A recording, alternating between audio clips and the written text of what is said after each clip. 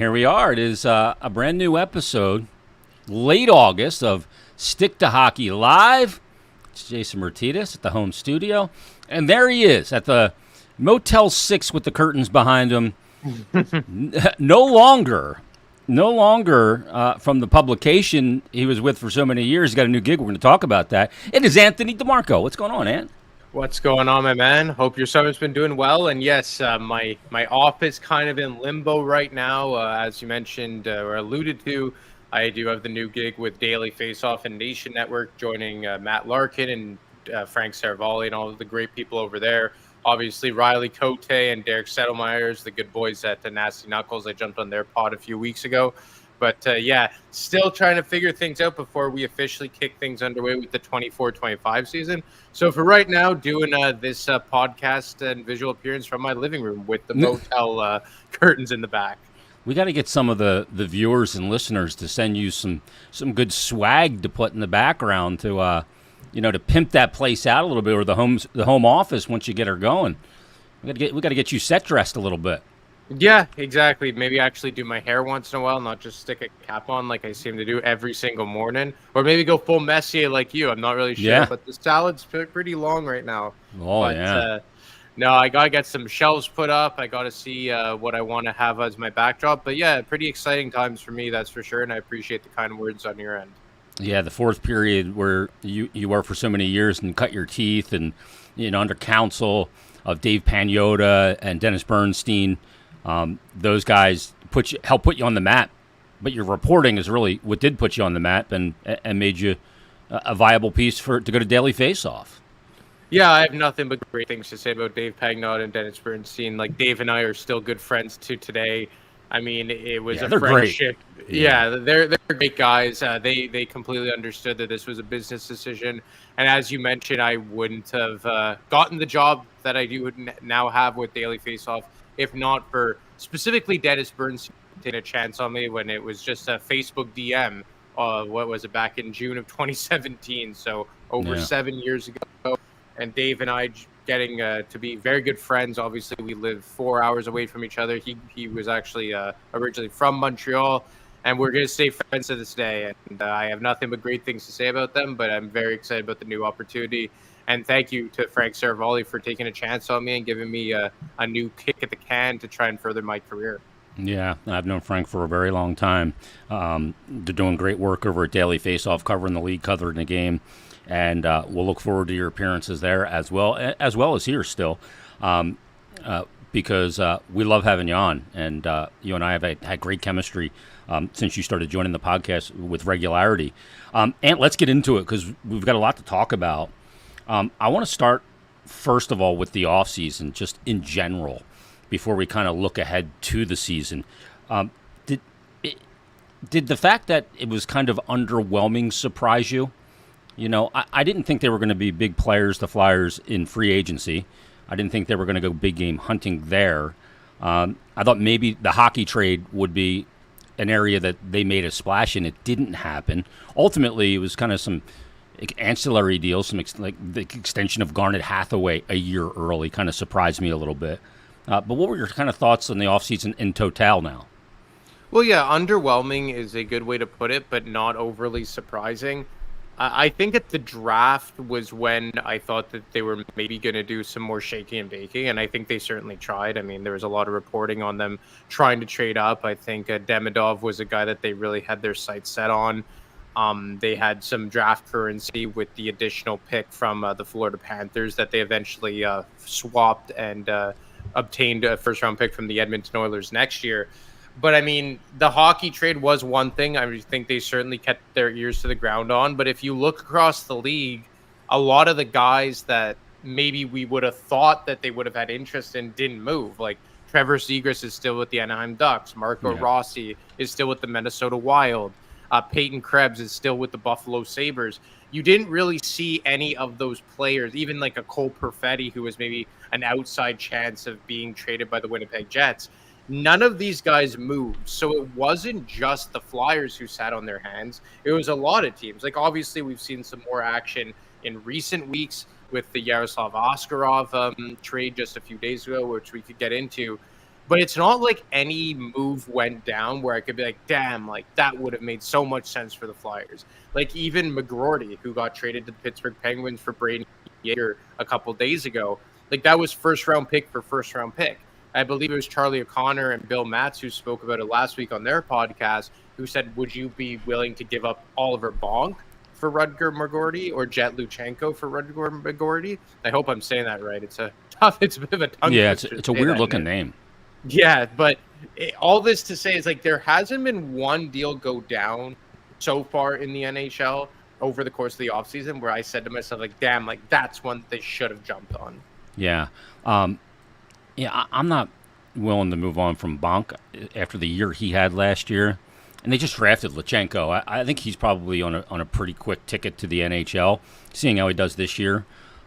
He just turned 18 last week, but he just seems like physically like he's not a kid. Like I see a lot of the draft picks when they come in, and they look like kids. You know, they're not shaving. They don't have hair under their pits yet. He shaves, but he just looks like thick already. I remember asking him, Jet Luchenko, when did the fitness thing come in? He said during the pandemic, like a lot of the guys he was playing with sat around and played video games when we were shut down. He built a gym in his house and just went to work. And you can see, like, he is filled out already. He's a big boy, big and thick, not tall, but he'll be an interesting one to watch. Are you surprised that a guy like Lawton is still here? They made the commitment last year to Ryan Poehling, and there's some redundancy there with Lawton and Poehling. Are you surprised that he is still here? Maybe Farabee to some extent too, because his name was out there quite a bit. Well, Joel Farabee, I think, was the guy that they were dangling as, let's say, like a valuable piece to try and go out and maybe get a centerman or go out and add someone on the back end, let's say. But I think when you're trying to shop a winger for a center, you're always kind of fighting that uphill battle. And that was something that was echoed to me by executives from other teams that, well, what position does Farabee play? Almost facetiously asking, just like, well, then why do you expect that's going to be a needle mover for a Trevor Zegras or a Marco Rossi?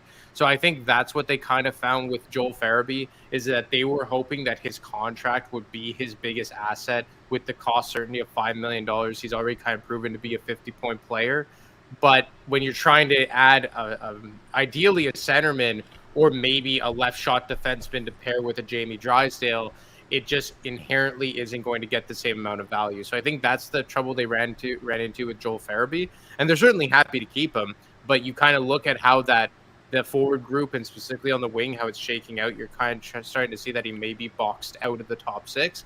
And for Scott Lawton, I mean, Danny Briere said it during his media availability, I think it was following the trade deadline, that they are completely aware and acknowledge the fact that they overvalue Scott Lawton because of what he brings to that dressing room.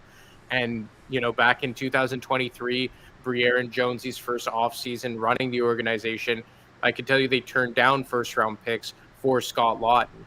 And if they turned down first-round picks last year after he came off of a career year, I can't imagine that they had anything that was going to move the needle on the table for Lawton this season. We heard some rumors, or we've heard many rumors of them being having discussions with the Buffalo Sabres regarding Scott Lawton. I think that was something that probably was talked about. I can't say that with 100% certainty.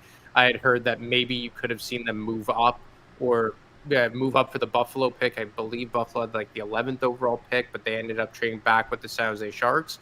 But I'm not overly surprised Lawton is still here just because I know they overvalue him and because of what I know that they've already turned down from him after coming off of a career season. So you put all those things together, it didn't shock me that much that they didn't find anything that they thought was worth it to move off of Scott Lawton. I mean, I said this to Bill Meltzer in today's Flyers Daily. I mean, I can rattle off 8 teams off the top of my head in the Eastern Conference that could use a guy like Lawton. Whether it's teams that are ticketed for the playoffs like Boston or, Fried mentioned in his 30 Thoughts written column that the Toronto Maple Leafs are looking for a left winger. Does that make all the sense in the world for the Leafs? It gives them a little position versatility, the character they need. And with that team, he can play left wing for them. He can kill penalties. He's from the area. That shouldn't matter. But, then you look at teams like Buffalo, like you mentioned, Ottawa, and Detroit, non-playoff teams last year that are looking to make it, that need some of that veteran kind of character there as well. But we'll see how that goes. He's got this year and next. So if he was traded in season, it wouldn't be a rental to the end of the season. They get kind of 2 kicks at the can, and that ups his value. Yeah, and I don't think this is a situation where the Flyers can't find takers for Scott Laughton. I think it's quite the opposite of that. I think the problem that we're running into here, the Flyers are running into, and like I said, general manager Danny Briere has been very vocal on this, that they overvalue Laughton. So if you were willing to, let's say, be willing to move off of Laughton for a regular price, so let's just say we're looking conditional first. Yeah, conditional first, and I don't know, like whatever, maybe like a third rounder. They could probably find it. Like, look at the Toronto Maple Leafs you bring up. I think that was a team that had interest in him back to 2021, where Chuck Fletcher waited right to the trade deadline and ultimately signed him to that 5-year contract extension. But like, he could play left wing with either John Tavares or Austin Matthews.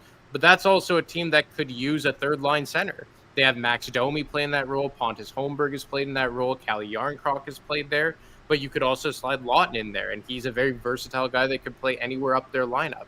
You've heard them tied to the Ottawa Senators regarding Scott Laughton. Yeah. I've had an executive from another team tell me that Ottawa's had interest in Laughton going back several years. So there's no shortage of takers and teams that have interest in Scott Laughton. I think it's just the fact that the Flyers are very steadfast on maintaining their price for Scott Laughton, and they admittedly have a price that is an overvalue for the player that Laughton is because of the intangibles he brings behind the scenes. Yeah. But from an on-roster and on-ice perspective, it is clear that he is kind of boxed out of the top 9, because the way that I see it right now, Jay, is that he's starting the season as the 4C in between Noah Cates and Garnet Hathaway. Yeah, and that's your fourth line. And then, so your centers are Couturier, obviously. You think Ryan Paling's the 3C then?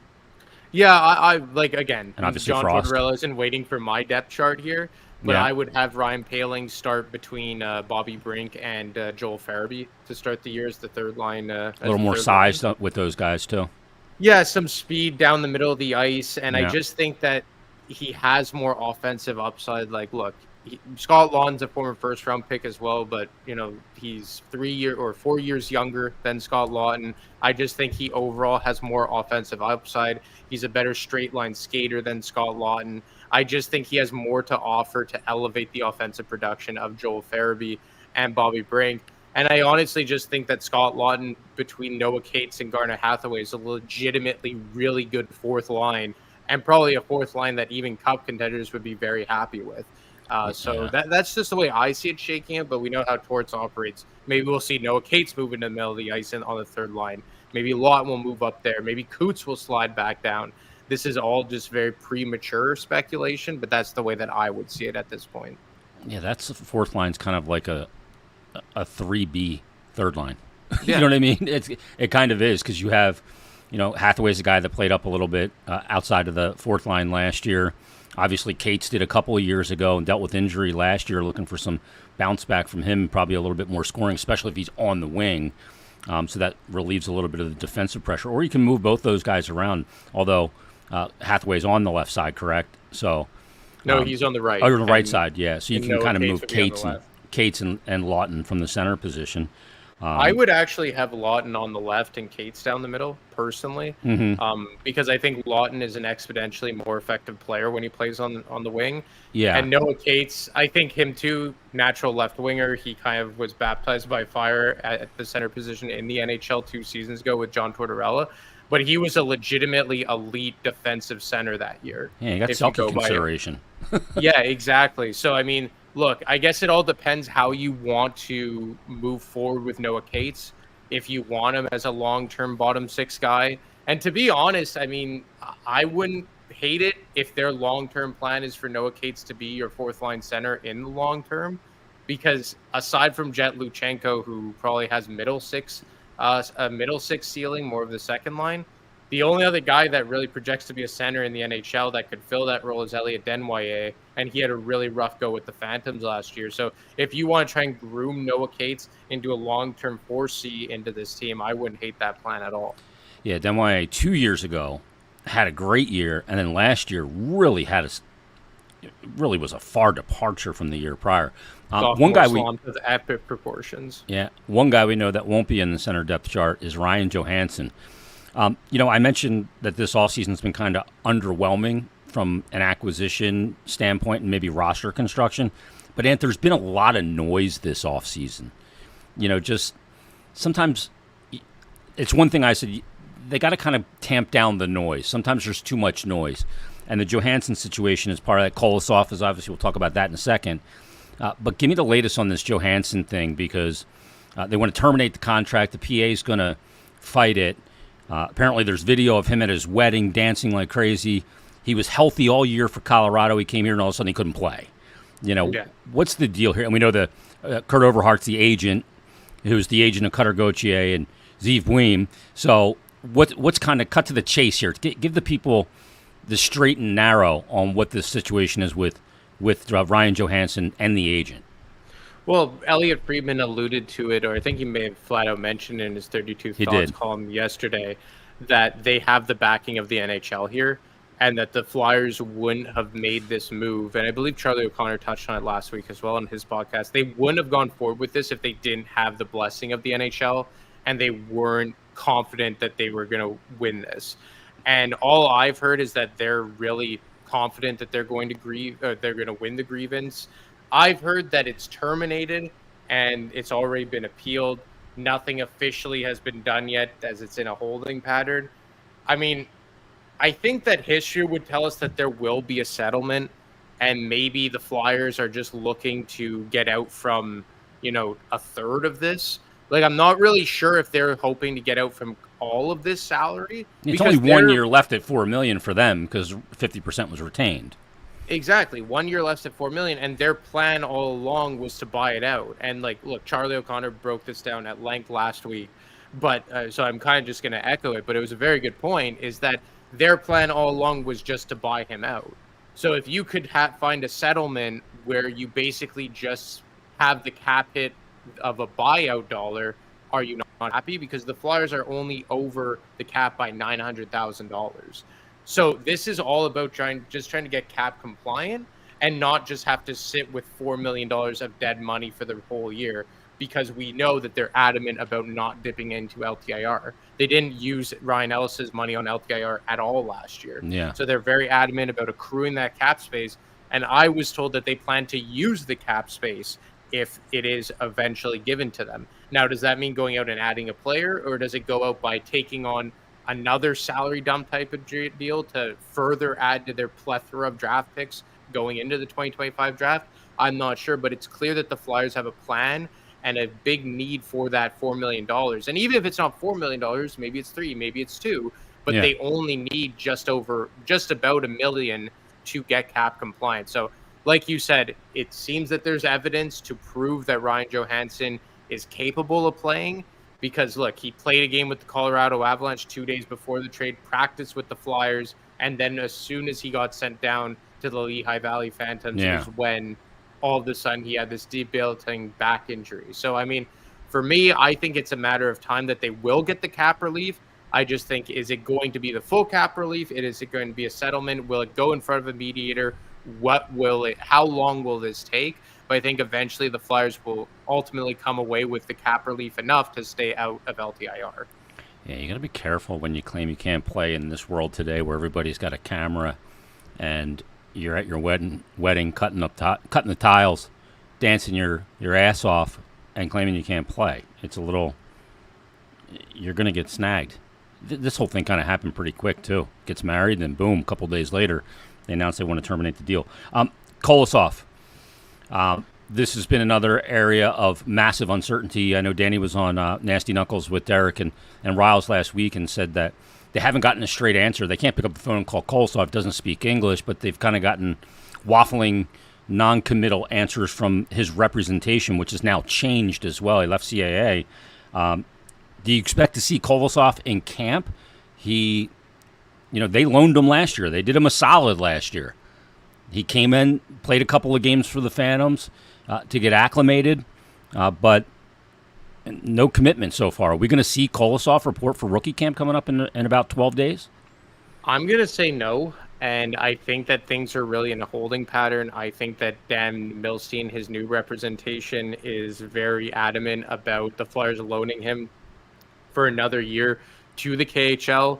I think Danny Briere has been very steadfast on saying that that is not what they agreed to, that they brought him over. They already loaned him for 1 year, and they think the best development for him is in North America.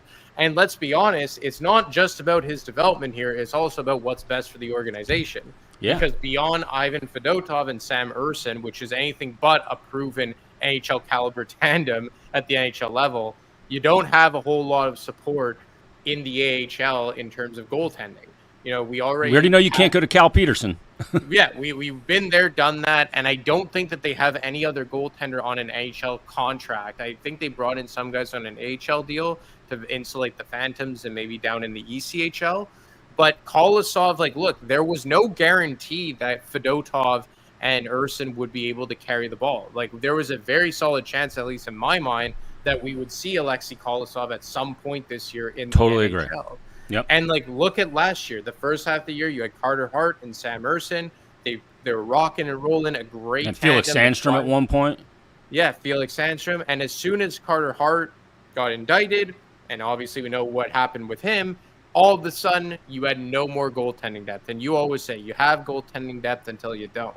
Yeah. And I think that in today's NHL, you have to be at least 3 goaltenders deep. Like, the Detroit Red Wings, the Buffalo Sabres, the Flyers, the Canadiens are all teams that carried 3 goaltenders last year. Even the Toronto Maple Leafs, post-deadline, carried 3 goaltenders with Samsonov, Joseph Wall, and Martin Jones. Yeah. Like, Martin Jones saved their season in a lot of ways as far as the regular season is concerned.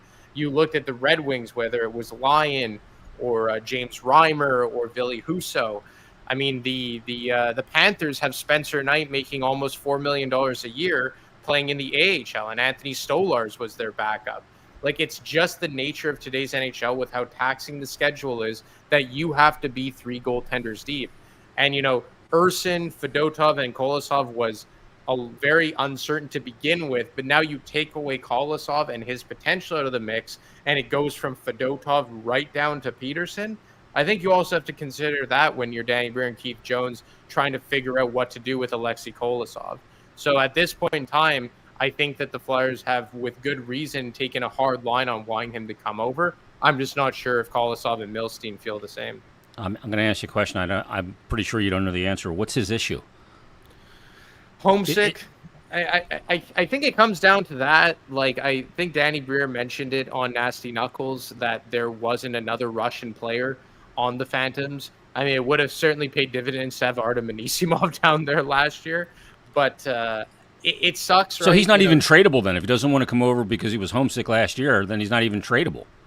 Well, I don't think it's an issue with the Flyers. I think it's an issue with the culture. I think that's what it comes down to. I know that obviously in light of the Cutter Gauthier stuff, it's just easy to point fingers and be like, oh, this team doesn't know how to, make prospects feel comfortable and blah, blah, blah. But I honestly just think it comes down to it was a cultural shock for him. You're living in Allentown, which, look, I don't know the first thing about Allentown, but I've heard it's not the greatest place in the world. And maybe you have no one that speaks your language. You're not playing a whole lot. You're riding the bus in the A. I'm not really sure exactly what it was, but I think it comes down to the fact that he was just shocked culturally. He was super homesick, missed his girlfriend, missed his family, and he just wants to go back over for another year. Now, is it the best thing for him professionally? Probably not. And I think that maybe his old representation at CAA and JP Barry probably told him that, look, kid, I know you're homesick. I know that it isn't the most ideal situation in the world, but this isn't going to be the most beneficial thing for you moving forward. It's not going to behoove you the best professionally if you pull this act. Obviously, Kolosov felt so strongly about it that he moved off of arguably the best representation you could have in professional hockey and moved over to Dan Milstein, who obviously has a very strong track record with Russian-born players. So, I mean, it feels like Kolosov, at least at this point in time, is very, very adamant that for him personally, it's best for him to stay over in Russia. Yeah, this is messy. It's just messy, and when you do combine it with the Cutter Gauthier situation, and that's the narrative that's going to be out there, that players don't want to be here, young players.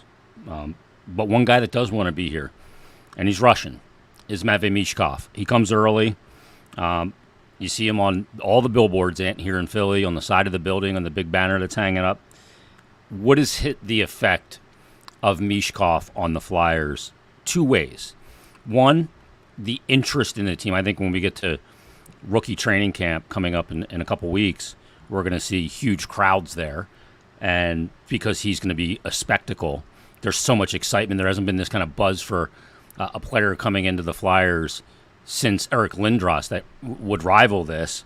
And then what is the effect on the ice? How does this affect the rebuild? Let's start with the rebuild and on the ice. What does Michkov mean? Well, I think what it means is that you finally have a crown jewel and a centerpiece of the rebuild to base everything around. And especially post-Cutter Gauthier trade, you really needed that to hang your hat on because, look, the Jet Luchenkos are nice, the Oliver Bonks are nice, the Denver Barkeys are nice, but at the end of the day, they didn't have that cornerstone piece that every team needs in a rebuild. Like, you look at the San Jose Sharks, they have the Macklin Celebrini. You look at the Chicago Blackhawks, they have the Connor Bedard. You look at the Columbus Blue Jackets, they have the Adam Fantilli. The Ducks have the Leo Carlson. But the Flyers didn't have that until they drafted Michkov. But not even until they drafted him, they had to find out when and if he was even going to come over. And now you have that. Now, look, is it maybe too early to anoint him as the savior? Maybe. Danny Briere has mentioned that maybe we have to temper expectations. But I think that what you have now is a superstar caliber player that maybe will take a year or 2 or 3 to get there, but you know that he has that ceiling. And you have a guy who could change the game offensively in a blink of an eye, which they have not had since Claude Giroux circa 2017-18. And I think that Michkov arguably has an even higher ceiling in that capacity. And with Michkov now over here and Tippett locked up long-term and Travis Konechny locked up long-term, whether or not you agree or disagree with those moves, you have a framework now of what this top 6 is going to look like. You're going to have Tippett, Konechny, probably Tyson Forster, and Matvei Michkov. In all likelihood, those are going to be your top 6 wingers for the next 5 to 10-ish years, and you're just trying to figure out who's going to be playing in the middle. I think Morgan Frost has all the opportunity in the world this year to cement himself as at least a second-line center in the NHL moving forward with the Philadelphia Flyers. I think Couturier will just get the first crack at playing with Michkov almost just by default because they have no one else. But I think that what you have now in Michkov and what he brings is the ability to drag up those centermen. Are you going to see Sean Couturier maybe get back to 50, 60 points? Are you going to see Morgan Frost, if he gets the chance to play with Michkov, get to be a 70 to 80 point player? It's far from certainty with either of those two things, but what a guy like Michkov does is at least open up the discussion for those things being a possibility. What have you seen just because of his arrival from an interest standpoint? You know, almost like looking at analytics of ad impressions, you know? When you write about Michkov, people open it, people click it. Well, I think that I have the benefit of living up here in Canada. I can look at it from more of like a national league-wide perspective. And it's the first time since pre-pandemic that teams are actually interested in what the Flyers are going to do. Because they have a guy who I believe is the odds-on favorite to win the Rookie of the Year. And I think that the Flyers have never had a player win the Calder Trophy. They haven't. So I think the last guy to be nominated was Ghost in 2016, I think it was. So I would handicap him as the favorite. Obviously, we'll probably be neck and neck with Macklin Celebrini with the San Jose Sharks. Logan Stankoven, too.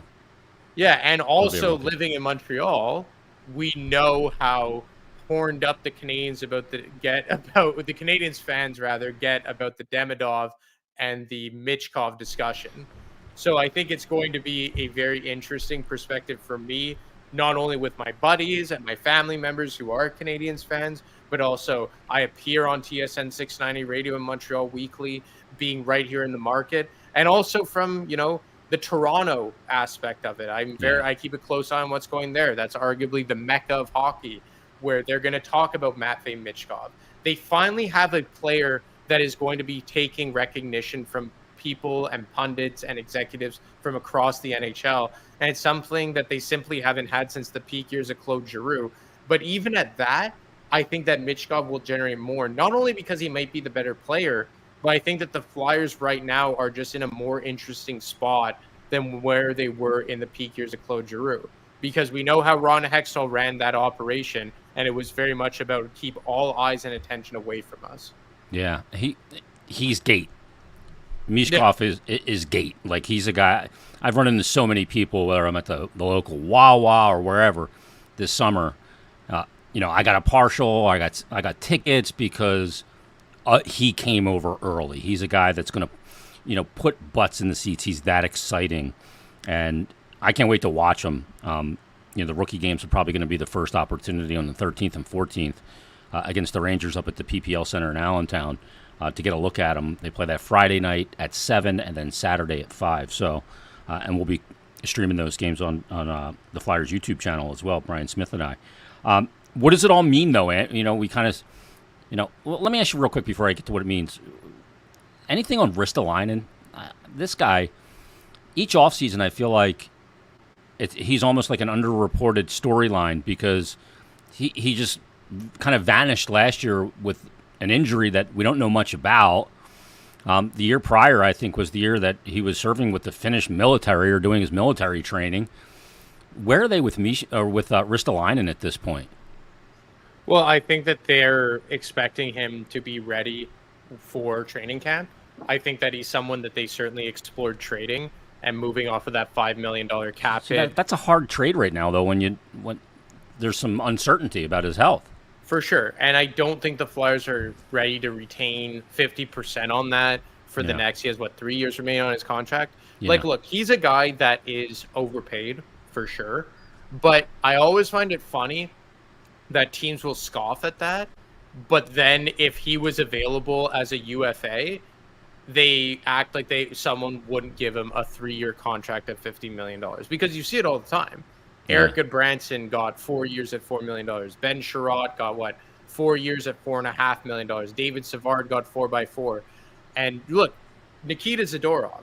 Look, I like Nikita Zadorov. I think he's a better player than Rasmus Ristolainen. But how much better? Do I think he's worth, what did he get, 6 years at $5 million? Yeah. Or it was like a $30 million contract from the Boston Bruins. There's always a market for these types of players, even if it's in a 4 or 5 capacity on a defensive depth chart like Ristolainen plays with the Flyers. It's just about, can you afford to spend money on that luxury? And right now, the Flyers are not in a position to spend $5 million on a third pair defenseman. 1, because they're up against the cap. 2, because that they have a lot of prospects coming. And B, they're not in a window to win a Stanley Cup, so why are they investing so much money on a guy who maybe is playing a role that would be best served to be playing on a cup contender? But because the previous regime signed him. Exactly. Exactly. And look, if you had the cap space and you were ready to go for a cup to sign Ristolainen to $5 million to play on your third pair, then hey, more power to you. I think that he could be a solid third pair defenseman on a cup contender, but the Flyers aren't there. And the unfortunate thing is that even though when he has played under John Tortorella, he's been really, really good in that role, he barely played last year, and he still is making $5 million for the next 3 seasons. So he's going to have to play some games, show that he can be healthy before the Flyers can move off that contract. And continue to play with a little bit of guardrails on his game with some structure, all while still having that edge. 2 last things, Ant. Let me ask you about Torts. He has 2 years left on his contract. This is year 3. If you look at his coaching record, year 3 and year 4, every stop he's been at, obviously with the exception of Vancouver, he only was there for a year, is when his teams really start to hit a groove. And, they show improvement year over year to years 3 and 4 as well. Is this Torts' last season as the head coach of the Philadelphia Flyers? And with, you don't want to send him out there with, an expiring contract next year. You'd have to extend it because it really cuts the coach's legs off. And if this is the last season, who is the likely candidates to hand it off to? My contention is Mike Sullivan, because I don't think he'll last the year in Pittsburgh. And there's obviously a relationship between he and Torts, and will continue the kind of same message and standard of play. What do you think about Torts this season, and is it his final? Because he's the only coach that was born before 1960 in the NHL. He's the oldest coach in the league. Yeah, I guess with the retirement of Rick Bowness, he kind of takes that title. Yep. Look, I wouldn't put money. I wouldn't place a bet on this one way or the other. because I think it's equally as possible of him coming back to finish out the final year of his contract as it is as this being his final year. I think that eventually, when all is said and done, he'll probably move into some front office capacity in an advisor role. Maybe he takes on the Jacques Martin role in Ottawa as like a senior advisor to the coaching staff, something like that. I don't think it's a slam dunk that it's his last year, as many people think. In terms of who the replacement would be, Well, it depends who's available too. Exactly. Like one guy that I think that we should stop thinking is the guy in waiting is Brad Shaw. Agreed. I don't think that he's someone that the Flyers front office will consider as a head coach. Amazing assistant coach, probably in the same vein as a John Stevens, but just doesn't have the ability to command that room. And I think we've seen that with John Stevens. He's won, 3 Stanley Cups as an assistant coach, but both times as a head coach, it really hasn't gone well. And it's been short-lived behind the bench of the Flyers and the Los Angeles Kings. So obviously Mike Sullivan, arguably the best coach of the last decade or so. If he's available, I think he's someone that you certainly look at. Him and Cooper. Yeah, with John Cooper. Obviously, pre-Kyle Beach incident, I think you could put Joel Quenneville in that conversation as well. I mean, I think Craig Berube would have been a guy, but I don't think he's leaving the Toronto bench anytime soon. But yeah, certainly Mike Sullivan would be a name that you would want to zero in on. But then you can never like rule out guys from out of left field, right? Like you still have younger coaches like a Jay Woodcroft around or what have you. I'd really have to look at the available guys. I think Tom McClellan's still out there, but he's kind of like a retread with the Flyers want to go that route. But in terms of Torts, I mean, I think a lot is going to ride on how he handles Matvei Michkov, how the players develop this year, specifically on the back end with guys like York and Drysdale. I think that this is a massive year for both of those two guys where you can kind of figure out what you have with them. But as far as Torts goes, I think for me at least, it's equally as possible that he comes back for year 4 as it is that this is his final year. Last thing for you. Were the Flyers interested in Yaroslav Askarov? Yeah, they were. There was a big debate on Twitter. Oh, they should be interested in the Predators' goaltender. Not anymore. He's now with the San Jose Sharks, but they were interested. Yeah, they were. They showed interest in him, and they were willing to be competitive with him in the market. I think that the return for him was ultimately underwhelming with the first-round pick from the Vegas Golden Knights and David Edstrom. I think the Sharks essentially just flipped the return they got for Hurdle to bring in Yaroslav Askarov. But from the Flyers standpoint, if you're Barry Trotz and you want a first-round pick that was already drafted and an additional first-round pick, you're asking for one of the Flyers' 3 firsts next year and a first-round pick in the last 2 years. So would you be willing to move off of a Jet Luchenko or an Oliver Bonk along with a first-round pick in this coming year, in addition to an additional piece? Maybe that's a Gill or a Barkey. I'm not sure that really makes sense for the Flyers, especially when you have Sam Ersson, you have Bjarnason, you have Zervragan, you still do technically have Kolosov. I just don't think that was a deal that made a lot of sense for the Flyers at this point in time, given all the options that they have going long-term. And look, you could certainly make the case that Askarov's potential blows all of those guys out of the pond. But I just think right now it made no sense for the Flyers. Or not no sense. It just didn't make that much sense for Flyers to move off of that many assets. And it also didn't really behoove them to do this right now with how many goalies they have. But they did certainly have did show interest. Was Nashville also looking for a goaltender in return? I mean, you would have had to send either. You're not going to send Fedotov, but maybe you were going to send Ersson in that deal to team up his fellow countryman with UC Saros. Because Askarov doesn't want to play in the AHL. That's part of the rub. Yeah, and they signed Scott Wedgwood as a backup, which made it all the more confusing. Why? And Scott Wedgwood has been a solid backup in the NHL. He spent, I think, the last 2 years with the Dallas Stars behind Jake Ottinger, which made it all the more confusing. Like, look, I know everyone's all horned up about Nashville this season or this offseason because they signed Stamkos, Marchessault, Brady Shea, but I really am not a huge fan of what they did. And you box out the goaltender with arguably the most hype coming out of the AHL. Yeah, why did they? You got to ask yourself, why did they do this? Why did they extend Saros? Teams love not paying goalies a lot of money to get high quality goaltending. They love it. So why are you extending Saros and not this guy that you invested, I think, an 11th overall pick in, really high pedigree goaltender? There's a reason why they didn't do it. I don't know what it is. I don't know if it's work ethic or, difficult. I have no clue. But there's some reason why they were willing to move off of him and extend Saros to big money.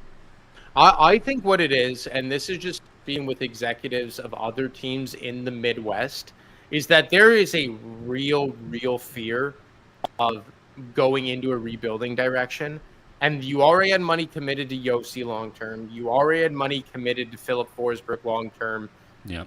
Barry Trotz comes in there. They have very a very surprising and I would say like unconventional year of a first year of a general manager. You bring in Andrew Brunette. They have a really strong end of the regular season. They make some decent noise going into the playoffs before eventually getting ousted.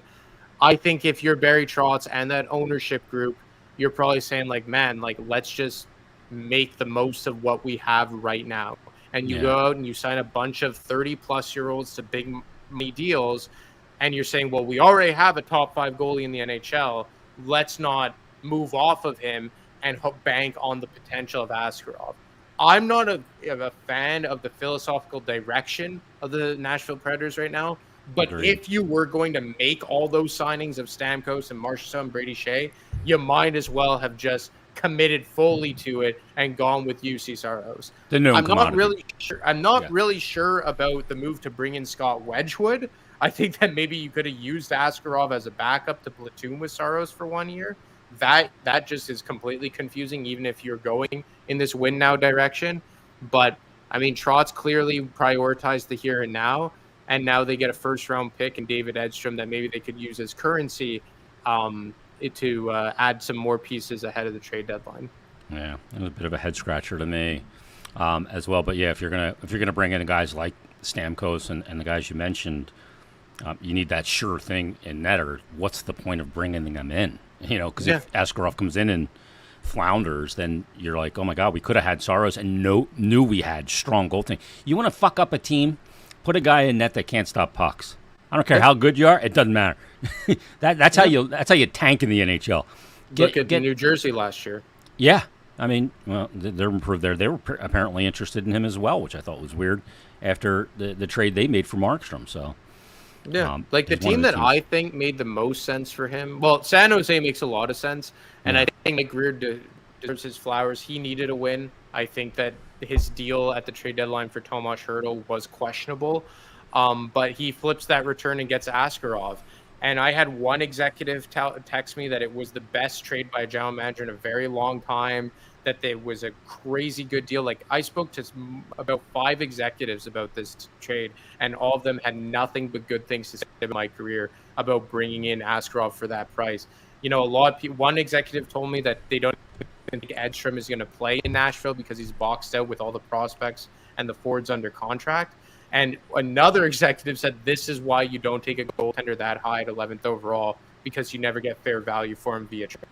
Yeah, no doubt about it. And there's a lot of projection.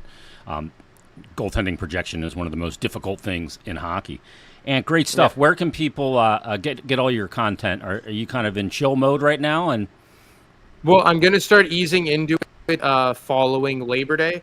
I already have some ideas for pieces in the tank, but dailyfaceoff.com, and I'm actually jumping on the Oilers Nation podcast as soon as we're done here. So all the podcasts under the Nation Network umbrella, you can find me on. Obviously, I appeared on Nasty Knuckles.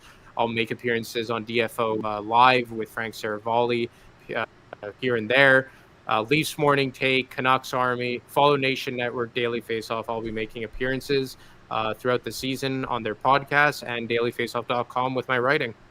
All right. The Oilers, by the way, with the best odds to win the Cup, plus 850 next year. Drop that little nugget and thank your boy for it. And great stuff. Thanks for doing this.